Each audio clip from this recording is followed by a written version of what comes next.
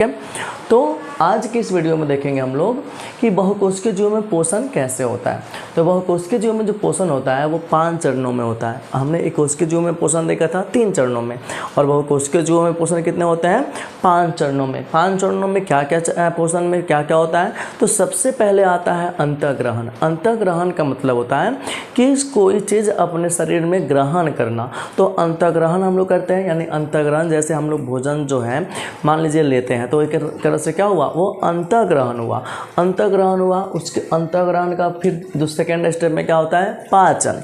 पाचन यानी हमारे शरीर में पाचन को हम लोग देखेंगे इसके जस्ट बाद कि पाचन जो है एक बहुत ही जटिल प्रक्रिया होती है, और ये हमारे शरीर में जो है मतलब 6 भागों में ये होता है, अलग अलग स्टेप में अलग अलग एक काम होता है इसका।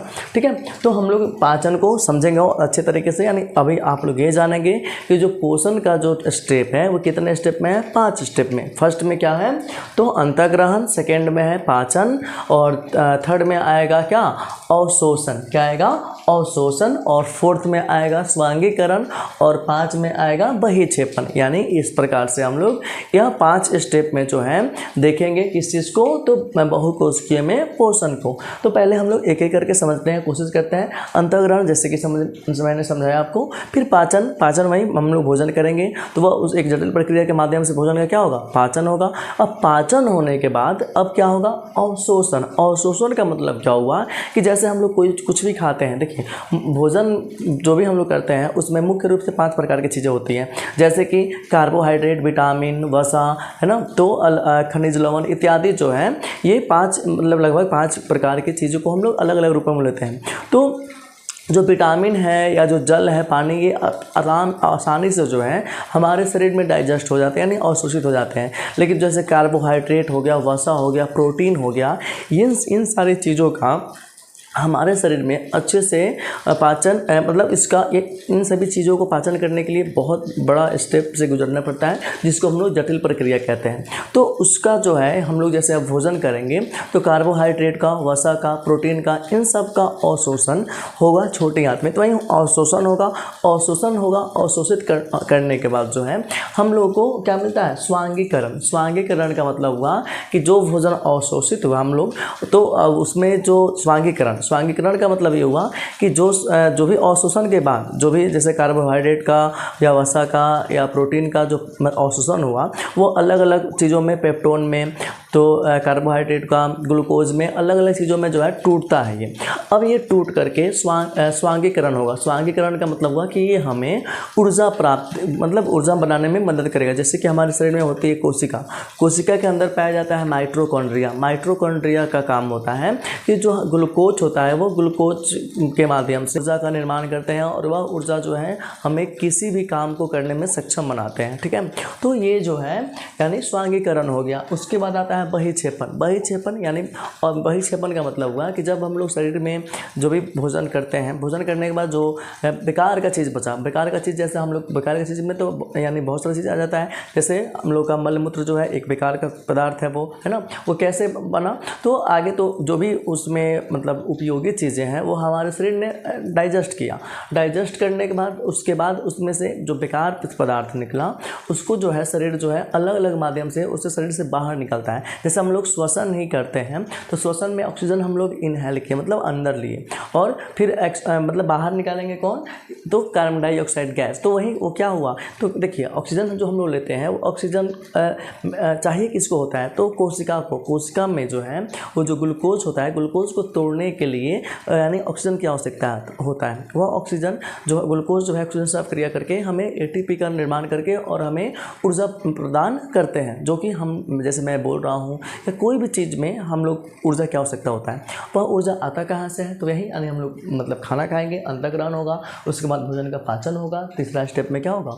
अवशोषण, यानी भोजन में जो मिले हुए कार्बोहाइड्रेट, वसा, प्रोटीन या विटामिन, ये सारी चीज़ें हैं वो अवशोषण होगा। अवशोषण के बाद उससे बनेगा ऊर्जा बना। ऊर्जा के बाद हम लोगों ने काम किया, ऊर्जा फिर ख़त्म हुआ। फिर उसके बाद ऊर्जा बनने के बाद जो है अब उसके बाद बेकार पदार्थ जो हमारे शरीर में बना उसको आ जाएगा बहिक्षेपण। बहिक्षेपण का मतलब हो गया कि बाहर निकाल दिया जाता है। ठीक है, तो मैं आशा करता हूँ कि ये चीज़ें आपको समझ में आया होगा।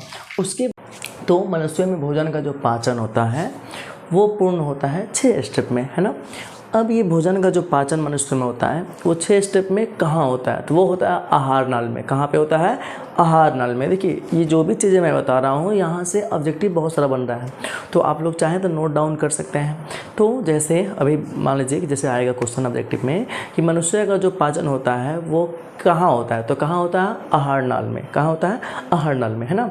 तो आहार नाल जो होता है वो क्या होता है, तो आहार नाल एक पाइप जैसा कुंडली नुमा संरचना होता है, जिसकी जो आकृति होती है, जिसकी लंबाई जो होता है वो होता है मतलब मीटर में 8 से 10 मीटर। 8 से 10 मीटर मतलब समझिए यानी बहुत बड़ा हुआ, है ना। इस जो चीज़ें जो पाई जाती है वो कहाँ पर रहती है? हमारे पेटों के अंदर, जो कि शुरू होता है ये मुख गुहा, यानी जो मुँह है यहाँ अंदर जो गुहा मतलब हुआ कि अंदर गुफा जैसा बना हुआ चीज़, तो एक मुंह जो है एक तरह से गुफा की तरह है, मुख गुहा, ठीक है। तो मुख गुहा या इसके अंदर गुहा है मतलब, है ना। तो गुहा के अंदर यहाँ से जो चीज़ शुरू हो रहा है ये गला वाला भाग होते हुए और लास्ट जो स्टेप है वो जाता है कहाँ पे? गुद्दा द्वार पे। चित्र के माध्यम से आप लोग देख सकते हैं। इस तरह से होता है हमारा पाचन तंत्र, है ना। अब हम लोग समझेंगे ना कि आहार नाल में होता है भोजन के पाचन की शुरुआत कहाँ से होती है, यानी फर्स्ट स्टेप जो है भोजन का पाचन कहाँ होता है, तो भोजन का जो पाचन होता है वो मुख गुहा से शुरू हो जाता है, ठीक है ना। क्योंकि मुंह में जो है हम लोग जैसे ही भोजन को डालते हैं तो इसमें उपस्थित होते हैं लाला ग्रंथ से लार रस निकलते रहते हैं, और जो कि भोजन को और जीव ये सब जो है भोजन को जो है पाचन करने में मदद करते हैं। हम लोग समझेंगे और अगले स्टेप में अगले मतलब जस्ट इसके बाद ही। तो देखिए, तो यह आहार नाल में संपन्न होती है जो मुख गुहा से शुरू होकर गुद्दा द्वार पर समाप्त होती है, जो 6 भागों में होते हैं। कौन सा? जो आहार नाल होता है वो कितने भाग में होता है? 6 भाग में होते हैं, तथा इनके साथ पाचन ग्रंथि भी होती है। अब देखिए भोजन का जो पाचन होगा ना वो आहार नाल में तो होगा, लेकिन आहार नाल के साइड में कहीं कहीं पे लगा रहेगा पाचन ग्रंथि। अब पाचन ग्रंथि का काम क्या होता है कि पाचन ग्रंथि अलग अलग समय पे भोजन को पाचित करने के लिए अलग अलग ग्रंथि का स्राव करते हैं। जैसे कि सबसे बड़ा ग्रंथि हम लोग के शरीर में पाया जाता है तो यकृत, यानी जिसको लीवर कहते हैं, वह लीवर से जैसे पित्ताशय नामक जो है पित्त रस निकलता है, ठीक है ना। पित्ताशय नामक थैली होती है जिसमें ग्रीन कलर का देखेंगे आप लोग, उसमें पित्त रस होता है, ठीक है, जो कि भोजन को जो है अम्लीय भोजन को क्षारकीय बनाते हैं, ठीक है।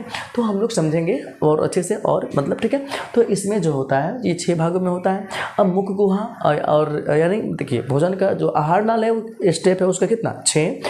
और पाचन ग्रंथि यानी ग्रंथि, जो ग्रंथि नामक एक अलग चैप्टर ही होता है। वैसे 10th में अभी इस मतलब इस जो आप लोगों का जो चैप्टर है 6 उसमें ग्रंथि का उतना जिक्र नहीं किया हुआ है, ठीक है। तो पाचन ग्रंथि का मतलब थोड़ा सा जो जिक्र है मतलब उस हम बताएंगे।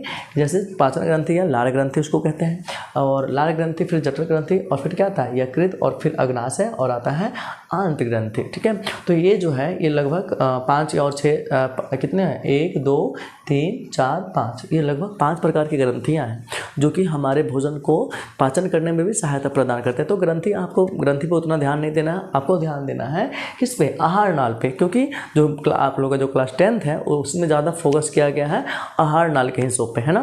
ग्रंथि जो है आप अगले क्लास जब 11th या 12th की तैयारी करेंगे तो उसमें ग्रंथि के बारे में विशेष रूप से पढ़िएगा, ठीक है। तो चलिए उसके बाद आता है आहार नाल। अब आहार नाल क्या होता है? तो यह एक लंबी कुंडलीनुमा से एक संरचना होती है जिसकी लंबाई कितना होता है? 8 से 10 मीटर, और फीट में यही लंबाई जो है कितना होता है? 32 से लेकर 33 फीट तक होता है। ये ऑब्जेक्टिव में कई बार पूछा गया है ये आहार नाल की लंबाई कितनी होती है, तो लगभग 8 या 10 मीटर, यानी एवरेज एक 10 मीटर मान के चलिए कि आहार नाल की जो लंबाई होती है कितना होता है? 10 मीटर, और फीट में इसका लंबाई कितना होता है? 32 फीट, है ना।